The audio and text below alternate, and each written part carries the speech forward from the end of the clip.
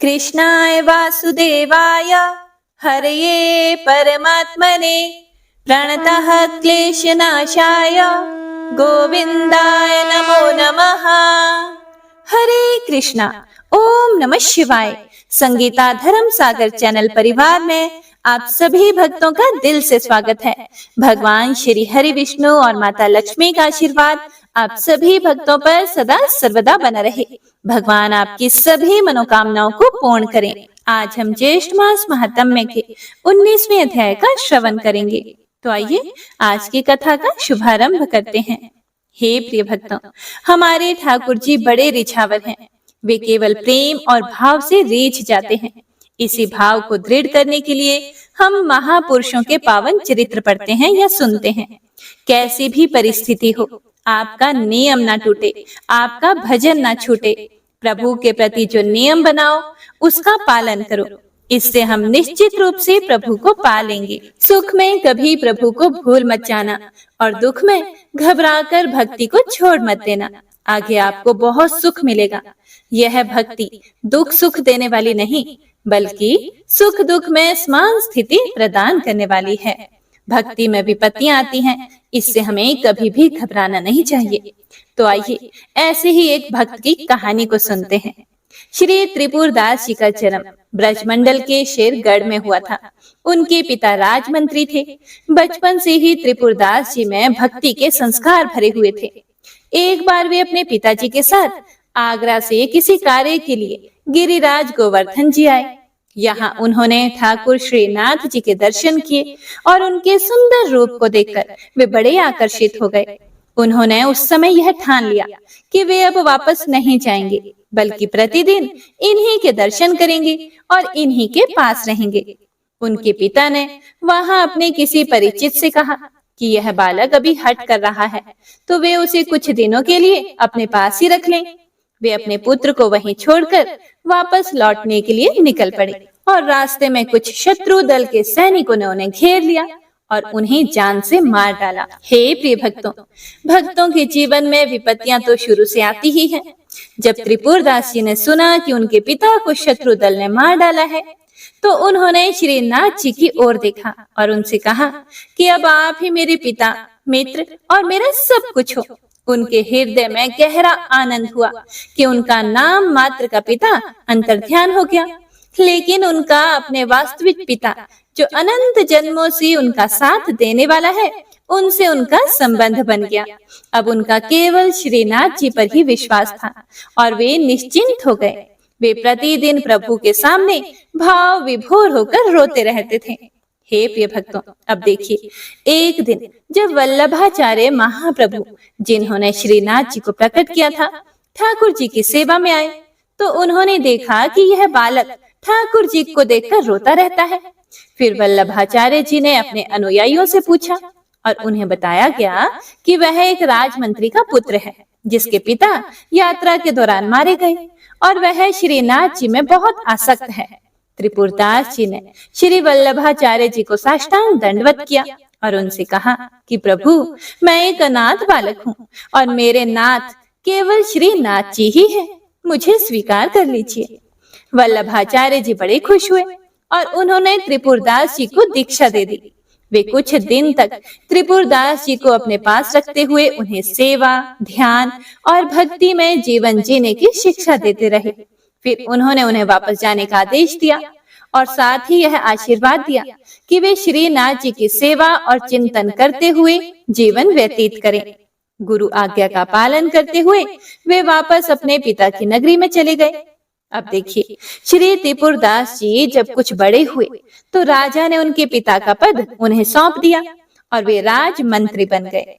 श्री त्रिपुरदास जी जानते थे कि धन की वास्तविक सार्थकता यही है कि उसका उपयोग संतों की सेवा में किया जाए। गाय, संत, ब्रह्म ऋषि, भगवान के विग्रह की पूजा और किसी असहाय व्यक्ति की मदद करना जो बीमार या असमर्थ हो, इनमें जो धन खर्च होता है वह आपके भाग्य के बैंक खाते में जमा हो जाता है। यह आपको ब्याज सहित वापस मिलेगा और हमारे प्रभु के बैंक में ब्याज बहुत अधिक है। 1 रुपए पर लाखों गुना ब्याज। जो आप देखते हैं कि कोई बड़ा पद प्राप्त होता है या कोई राजा बन जाता है, वह सब पूर्व जन्म में किए गए अच्छे कार्यों का फल होता है। लेकिन आजकल इस बैंक में विश्वास रखने वाले लोग तो बहुत कम रह गए हैं। त्रिपुरदास जी ने यह निश्चय किया कि राजमंत्री पद से जो भी धन प्राप्त होगा उसे वे केवल संतों की सेवा और भगवत सेवा में ही उपयोग करेंगे।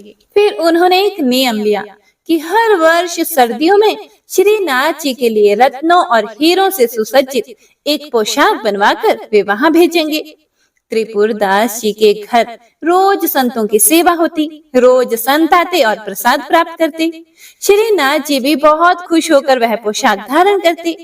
श्री विठल नाथ जी, जो श्री वल्लभाचार्य जी के पुत्र, यह देखकर आश्चर्यचकित थे कि जब वे ठाकुर जी को कोई अन्य वस्त्र पहनाते तो प्रभु उसे स्वीकार कर लेते, लेकिन जब त्रिपुरदास जी द्वारा दी गई पोशाक पहनाई जाती तो ठाकुर जी विशेष प्रसन्न हो जाते। यह दर्शाता है कि भक्त द्वारा प्रेम से दी गई वस्तु को भगवान अत्यधिक भाव से स्वीकार करते हैं। हे प्रिय भक्तों, अब देखिए, श्री त्रिपुरदास जी से द्वेष करने वालों ने राजा से शिकायत की कि वे राजमंत्री होने का फायदा उठाकर राजधन का दुरुपयोग करते हैं। उनका आरोप था कि त्रिपुरदास जी राजधन से साधु संतों को खिलाते पिलाते हैं और राज खजाने से धन चुराते हैं। राजा की बुद्धि प्रभावित हुई और उसने आदेश दिया कि त्रिपुरदास जी की सारी संपत्ति जब्त कर ली जाए। और परिणाम यह हुआ कि उनके घर में भोजन के लिए बर्तन तक नहीं रहे, उनके पास खाने के लिए एक दाना भी नहीं बचा। अब वे अत्यधिक गरीबी और कष्ट में अपना जीवन यापन करने लगे। अब सर्दी की ऋतु आई और श्री त्रिपुरदास जी ने हर साल की तरह श्री नाथ जी के लिए पोशाक भेजने का प्रण लिया था। वे यह जानते थे कि जब तक उनका जीवन है वे ठाकुर जी की सेवा में कोई कमी नहीं छोड़ेंगे। लेकिन अब उनके पास कुछ भी नहीं था। उन्हें यह देखकर बड़ी पीड़ा हुई कि वे कोई भी कष्ट सह सकते थे, लेकिन ठाकुर जी की सेवा के बिना उनका जीवन निरर्थक सा लग रहा था। वे बड़े दुखी हुए और ठाकुर जी से विनय करने लगे कि हे प्रभु, मैं सभी कष्ट सह सकता हूँ, लेकिन आपकी सेवा के बिना मैं नहीं जी सकता। इतने में ही उनकी नजर ऊपर रखी हुई एक दवात पर पड़ी। वह दवात पीतल की थी और त्रिपुरदास जी को यह ख्याल आया कि शायद यह कुछ सिक्कों में बिक जाए। उन्होंने वह दवात उठाई और बाजार में बेचने के लिए गए, यह सोचते हुए कि अगर वह बिक गई तो उन्हें थोड़ी सी रकम मिल जाएगी और वे श्रीनाथ जी के लिए पोशाक भेजने का अपना नियम पूरा कर सकेंगे। त्रिपुरदास जी को उस दवात के बदले 1 रुपया मिला, जिसे लेकर वह एक कपड़े की दुकान में गए। वहां उन्होंने एक साधारण कपड़ा खरीदा। उस सफेद कपड़े को उन्होंने खुद ही लाल रंग से रंगा, लेकिन रंगते समय उनके आंसू थमे नहीं। वे प्रभु से कहने लगे कि हे नाथ, यह तो इतना साधारण और मोटा कपड़ा है जो आपके सेवकों के भी लायक नहीं है। मैं इसे कैसे आपके चरणों में अर्पित करूं? उन्होंने वह कपड़ा रंग कर अपने पास रख लिया। उनका साहस नहीं हुआ कि वह कपड़ा श्रीनाथ जी को अर्पित करने जाएं। एक दिन त्रिपुरदास जी ने श्रीनाथ जी के एक सेवक को देखा। उन्होंने सेवक को प्रणाम किया और उसे अपने घर ले आए। उनके घर में खाने पीने का कोई उचित प्रबंध नहीं था, फिर भी त्रिपुरदास जी ने बहुत संकोच के साथ वह लाल रंग का कपड़ा निकाला और हाथ जोड़कर कहा कि मेरी यह प्रतिज्ञा थी कि मैं हर वर्ष श्रीनाथ जी को पोशाक भेजूंगा, लेकिन विधि का विधान ऐसा है कि वह मुमकिन नहीं हो सका।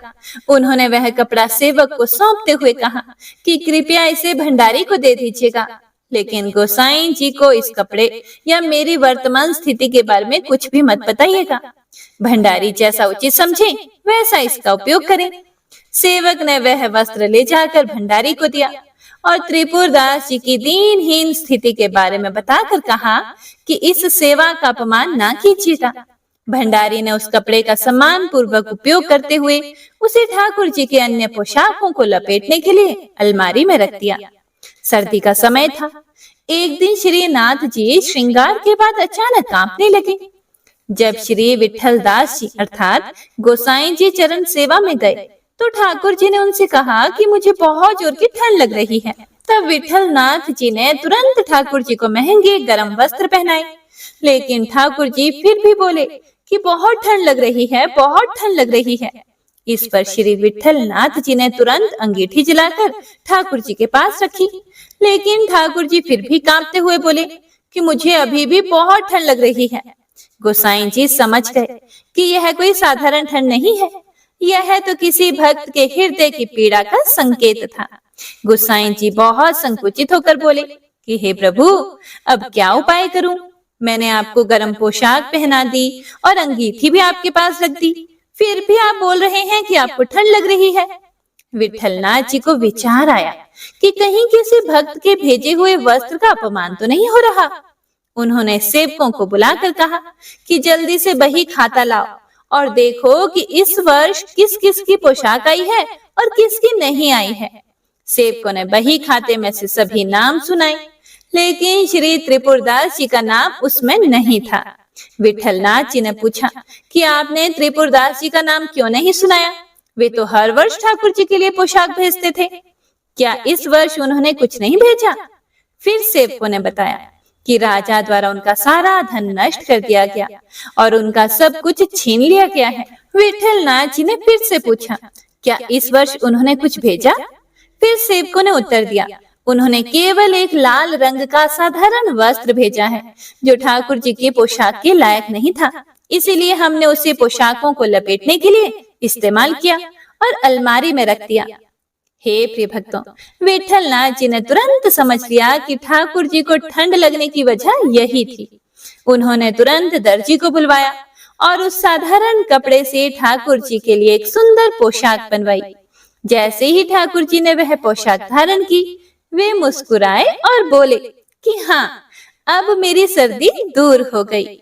हे प्रिय भक्तों, तो ऐसे हैं हमारे ठाकुर जी, वे केवल प्रेम और भाव से रीझ जाते हैं।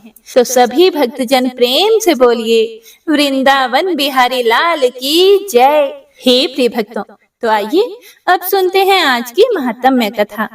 पिछले अध्याय में भीमसेन जी कहते हैं कि हे तात, आपने जो एकादशी का व्रत और उसका महात्म्य बताया वह मुझे मूढ़ चित्त के समझ में नहीं आया, इसीलिए आप मुझे ठीक ठीक बात बताइए। तब व्यास जी कहने लगे कि हमने तुम्हें जो पहले कहा था वह भी सत्य है, फिर भी इस विषय में मैं तुम्हें एक इतिहास बताता हूँ। पूर्व काल में कालांजन नाम का एक पर्वत था, जिस पर पुलिंद नाम वाले विख्यात धर्म का ज्ञाता राजा हुआ। उसने द्वारिकापुरी के सामने अपना महान पुर बसाया। एक बार वह राजा रथ और हाथी, घोड़े, पैदल सेना, व्यूह रचनी सेना को साथ लेकर विजय यात्रा को निकला। उसने छोटे बड़े सभी राजाओं को जीतकर बहुत सारा धन और कर इकट्ठा कर लिया।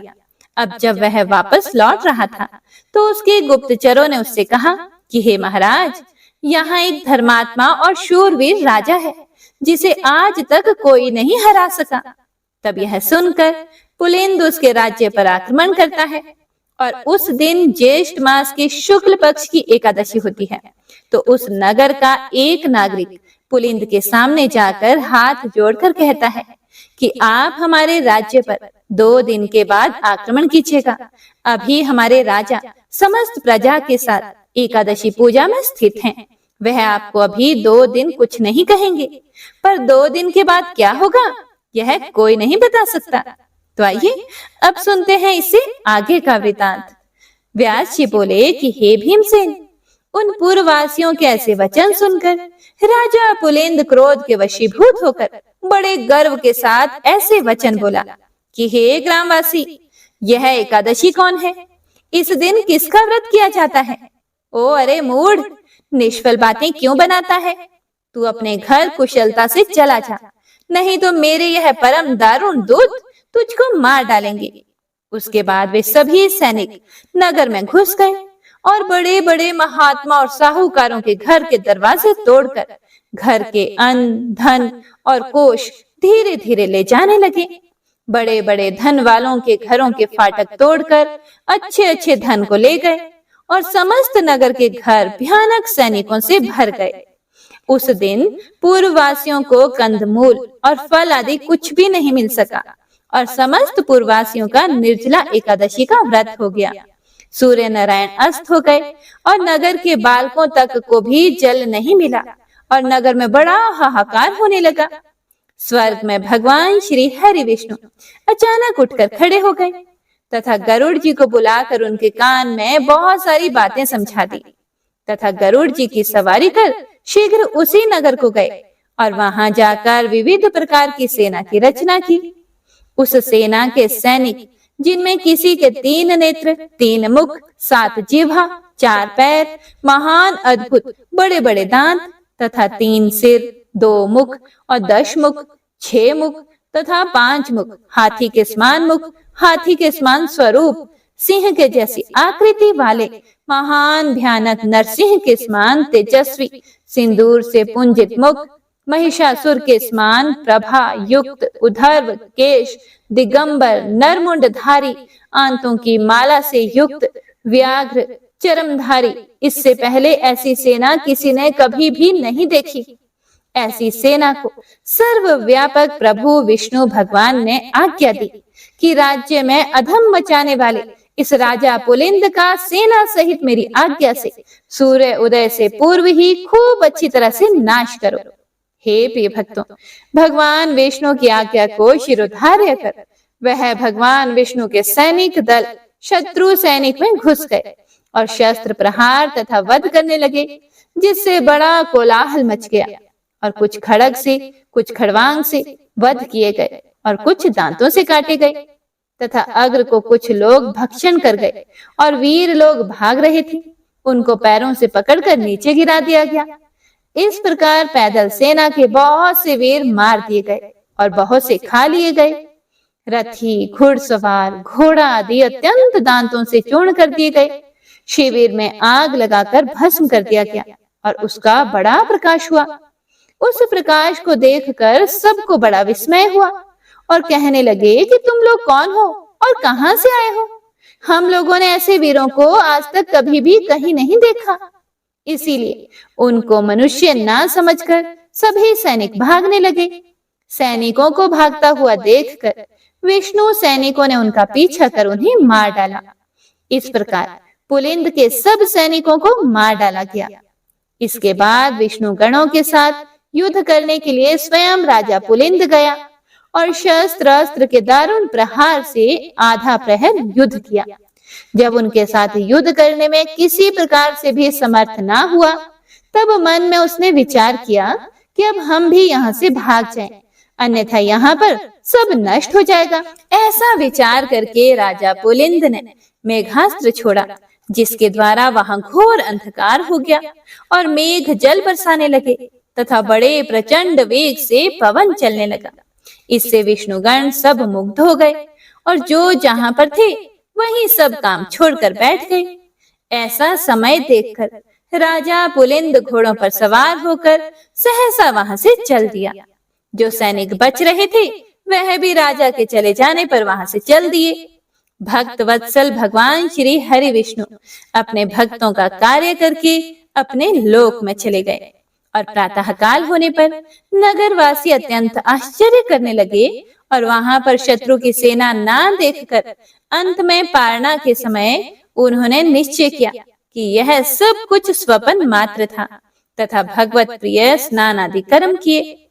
इति श्री ज्येष्ठ मास महात्म्य निर्जला एकादशी व्रत वर्णन 19वां अध्याय संपूर्ण। आइए अब गजेंद्र मोक्ष स्तोत्र का पाठ करते हैं। इस माह में गजेंद्र मोक्ष स्तोत्र पढ़ने मात्र से जहां हर तरह के ऋण कर्ज से मुक्ति मिलती है, वहीं 10 दिशाओं से शुभ फल दिलाने में भी सक्षम है। इस स्तोत्र का जाप करने से जीवन में किसी भी प्रकार की परेशानियों से मुक्ति मिलती है। श्रीमद् भगवत गीता के 3रे अध्याय में गजेंद्र स्तोत्र पढ़ने को मिलता है। इस स्तोत्र में हाथी और मगरमच्छ के साथ हुए युद्ध का वर्णन किया गया है और गजेंद्र जब युद्ध से हार जाता है तो भगवान श्री हरि विष्णु का ध्यान करके उनकी स्तुति करता है और उसकी स्तुति से प्रसन्न होकर भगवान श्री हरि विष्णु आते हैं और उसे मोक्ष प्रदान करते हैं। और हे प्रिय भक्तों, इस पाठ को करते समय अगर हम अपने मन में यह भावना रखें कि हे श्री हरि विष्णु, हे मेरे प्रभु, जिस प्रकार से आपने गजेंद्र को परेशानी से बाहर निकाला, उसी प्रकार से हमें भी हमारी परेशानियों से बाहर निकालिए।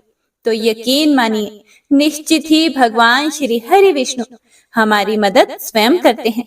तो आइए अब सच्चे मन से भगवान श्री हरि विष्णु का ध्यान करके इस परम कल्याणकारी स्तोत्र का पाठ करते हैं। जय श्री हरि विष्णु। शुक जी ने कहा कि बुद्धि के अनुसार पिछले अध्याय में वर्णन किए गए रीति से अपने मन को नियंत्रित करके और हृदय को स्थिर करके गजेंद्र अपने पिछले जन्म में याद किए गए सर्वोच्च कार्य और बार बार जप किए जाने वाले स्तोत्र का जाप करने लगा। गजेंद्र ने मन ही मन श्री हरि को ध्यान करते हुए कहा, जिनके प्रवेश करने से शरीर और मन चेतन की तरह व्यवहार करने लगते हैं, ओम द्वारा लक्षित और पूरे शरीर में प्रकृति और पुरुष के रूप में प्रवेश करने वाले उस सर्वशक्तिमान देवता का मैं मन ही मन स्मरण करता हूँ, जिनके सहारे ये पूरा संसार टिका हुआ है, जिनसे ये संसार अवतरित हुआ है और जिन्होंने प्रकृति की रचना की है और जो खुद उसके रूप में प्रकट हैं, लेकिन इसके बावजूद भी वो इस पूरी दुनिया से सर्वोपरि और श्रेष्ठ हैं।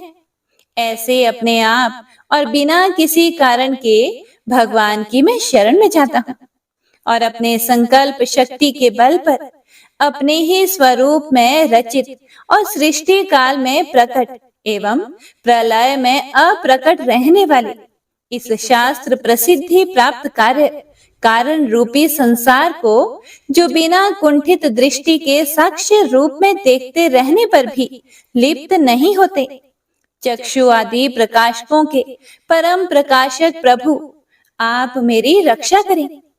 बीतते गए समय के साथ तीनों लोकों और ब्रह्मादि लोकपालों के पंचभूत में प्रवेश कर जाने पर और पंचभूतों से लेकर महत्वपूर्ण सभी कारणों के उनकी परम करुणा स्वरूप प्रकृति में मगन हो जाने पर उस समय दुर्गेय और घोर अंधकार रूपेण प्रकृति ही बच रही थी।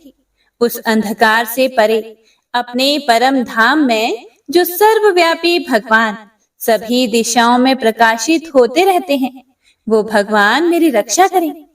विभिन्न नाट्य रूपों में अभिनय करने वाले और उस अभिनेता के वास्तविक स्वरूप को जिस प्रकार से साधारण लोग भी नहीं जान पाते, उसी तरह से सत्व प्रधान देवता और महर्षि भी जिनके स्वरूप को नहीं जान पाते, ऐसे में कोई साधारण प्राणी उनका वर्णन कैसे कर सकता है।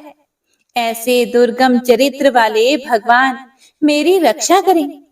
अनेकों शक्ति से मुक्त सभी प्राणियों को आत्म बुद्धि प्रदान करने वाले, सबके बिना कारण हित और अतिशय साधु स्वभाव ऋषि मुनिजन, जिनके परम स्वरूप को देखने की इच्छा के साथ वन में रहकर अखंड ब्रह्मचर्य तमाम अलौकिक व्रतों को नियमों के अनुसार पालन करते हैं, ऐसे प्रभु ही मेरी गति हैं।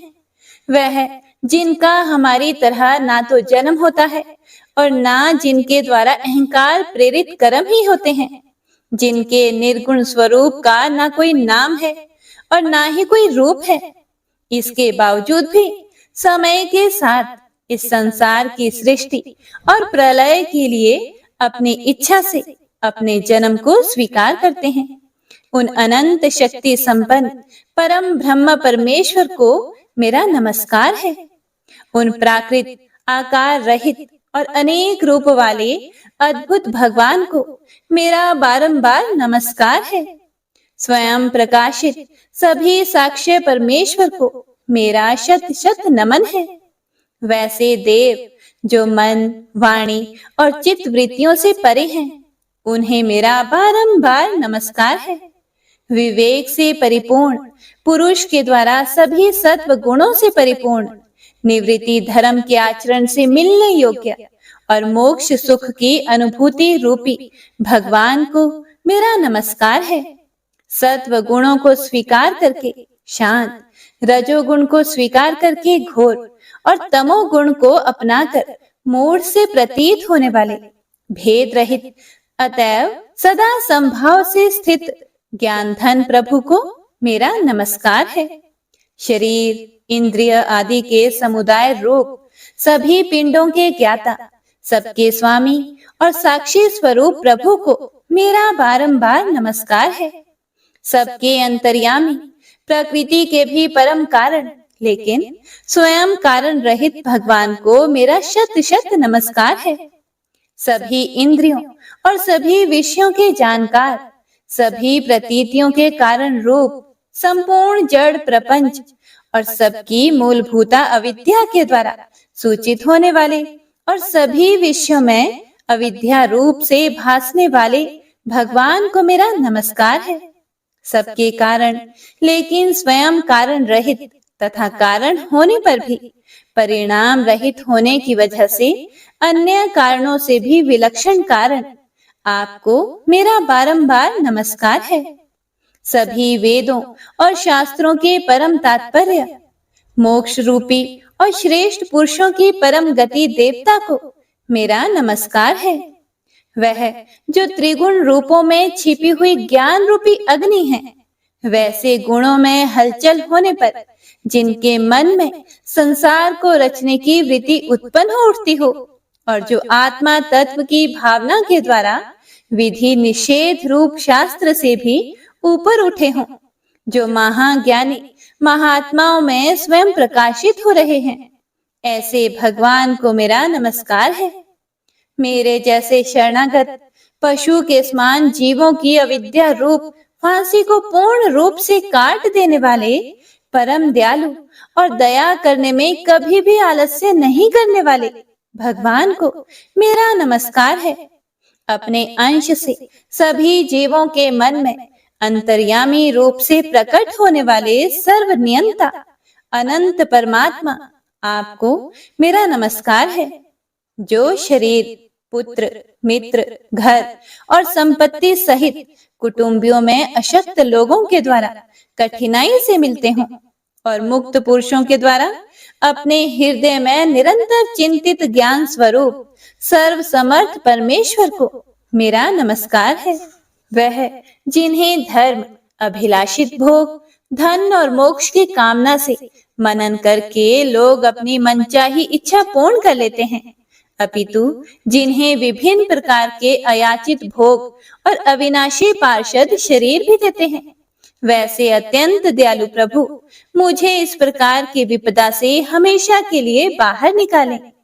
वह जिनके एक से अधिक भक्त हैं, जो मुख्य रूप से एकमात्र उसी भगवान की शरण में हैं, जो धर्म, अर्थ आदि किसी भी पदार्थ को नहीं चाहते, अपितु जो केवल उन्हीं के परम मंगलमय एवं अत्यंत विलक्षण चरित्र का गुणगान करते हुए उनके आनंदमय समुद्र में गोते लगाते रहते हैं।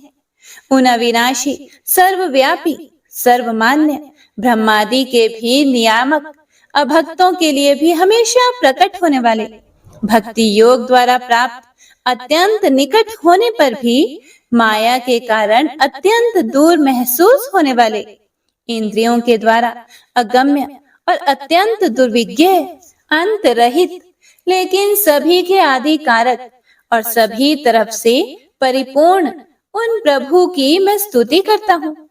वो जो ब्रह्मा सहित सभी देवता, चारों वेद तथा समस्त चराचर जीव नाम और आकृति भेद से जिनके अत्यंत क्षुद्र अंशों से रचे गए हैं, जिस तरह से जलती हुई अग्नि की लपटें और सूरज की किरणें बार बार निकलती हैं और फिर से अपने कारण में ही लीन हो जाती है, उसी प्रकार बुद्धि, मन, इंद्रियां और नाना योनियों के शरीर, जिन सभी गुणों से प्राप्त शरीर जो स्वयं प्रकाश परमात्मा से प्रकट होता है और फिर से उन्हीं में लीन हो जाता है, वह प्रभु जो ना तो देवता है, ना असुर, ना मनुष्य है और ना ही मनुष्य से नीचे किसी अन्य योनि के प्राणी, ना ही वो स्त्री हैं और ना ही पुरुष, ना ही नपुंसक और ना ही वो कोई ऐसे जीव हैं जिनका इन तीनों ही श्रेणी में समावेश है।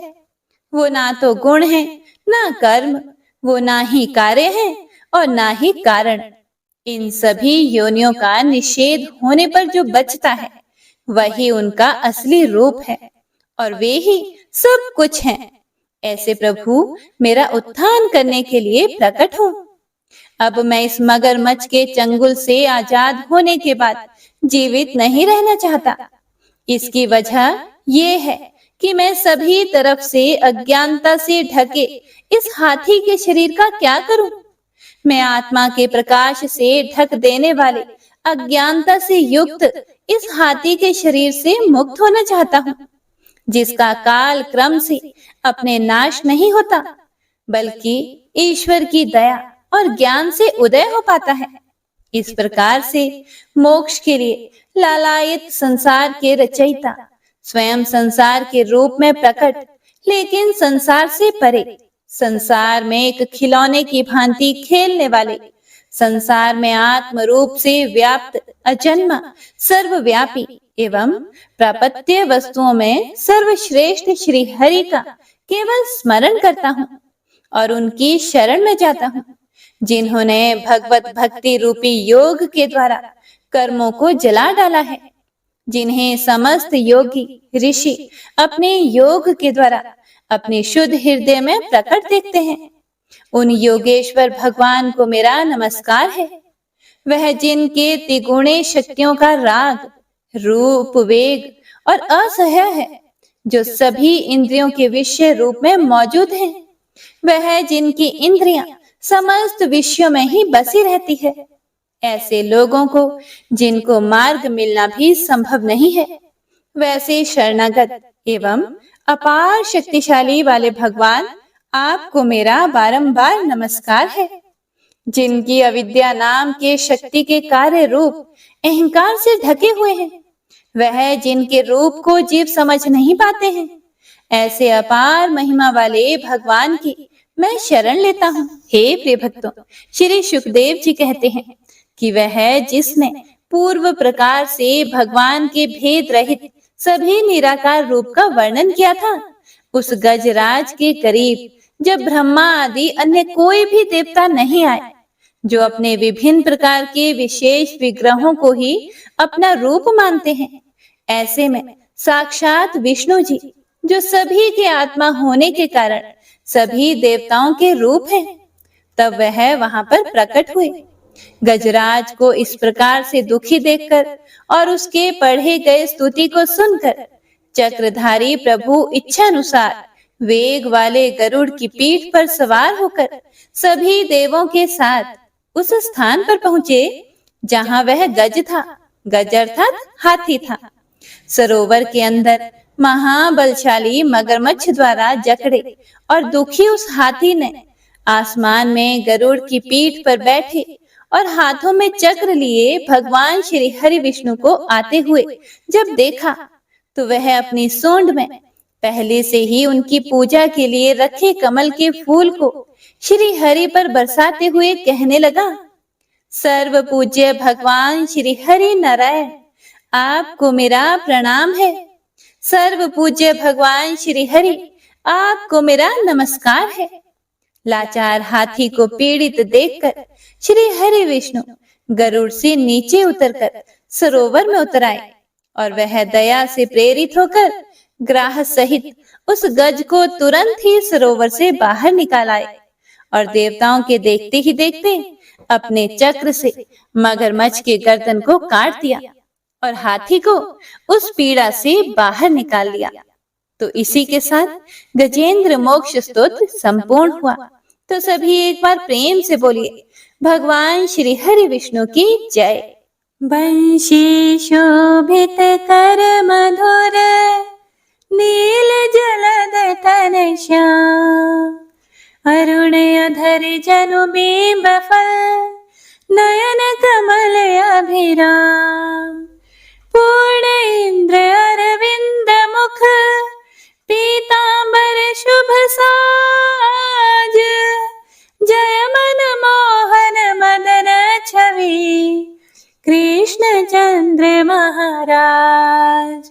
जय यदुनंदन जय जगवंदन जय वसुदेव देवकी नंदन, जय यशोदासुत नंद दुलारे, जय प्रभु भक्तन के दृग तारे, जय नटनागर नागन थैया, कृष्ण कन्हैया धेनु चरैया, पुनि नख पर प्रभु गिरिवर धारो, आओ दीनन कष्ट निवारो, वंशी मधुरे अधर धर तेरे, होवे पूर्ण मनोरथ मेरी, आओ हरि पुनि माखन चाखो, आज लाज भारत की राखो, गोल कपोल चिबुक करुणारे, मृदु मुस्कान मोहिनी डारे, रंजित राजीव नयन विशाला, मोर मुकुट वैजंती माला,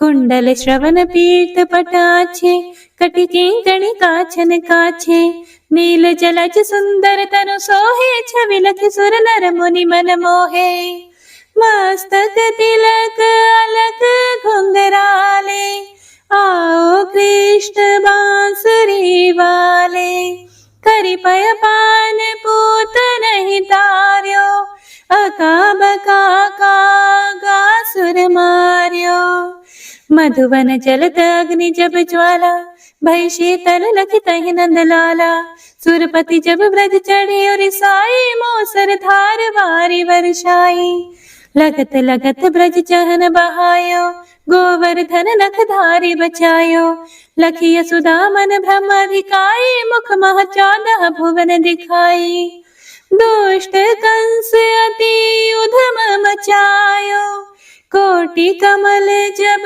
फूल मंगायो, नाथी काली यही तब तुम लीन है, चरण चिन्ह दई निर्भय कीन है, करि गोपिन संग रास विलासा, सबकी पूर्ण करी अभिलाषा, केतिक महासुर संहार्यो, कंस ही केस पकड़ी दई मार्यो, मात पिता की बंदी छुड़ाई, उग्रसेन कहा राज दिलाई, मही से मृतक चाहो सुत लायो, मातु देव की शोक मिटायो, भौमासुर मुरे दैत्य सहारी, लाए 68 सहस कुमारी, दई भी नहीं तृण चीर सहारा, जरा सिंधु राक्षस कह मारा, असुर बकासुर आदिक मार्यो, भक्तन के तब कष्ट निवार्यो, दीन सुदामा के दुख टार्यो, तंदुल 3 मूठ मुख डार्यो,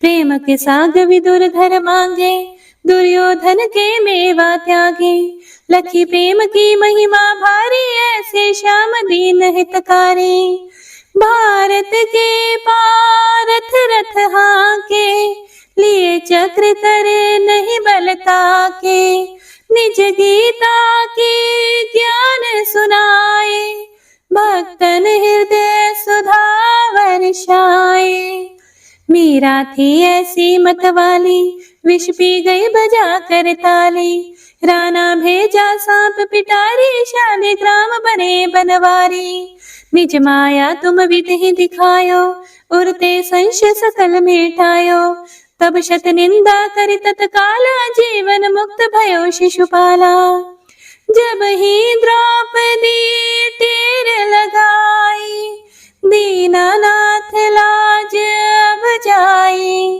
तुरत ही वसन बने नंदलाला, बढ़े चीर भई अरि मोह काला, असनाथ के नाथ कन्हैया, डूबत भंवर बचावत नैया, सुंदर दास आसुर धारी, दया दृष्टि कीजिए बनवारी, नाथ सकल मम कुमति निवारो, क्षमहु बेगी अपराध हमारो, खोलो पट अब दर्शन दीजिए, बोलो कृष्ण कन्हैया की जय, बोलो कृष्ण कन्हैया की जय, बोलो कृष्ण कन्हैया की जय। यह 40वां कृष्ण का पाठ करे उरधारी, अष्ट सिद्धि नवनिधि फल, लहे पदारथ चारी। जय श्री कृष्ण।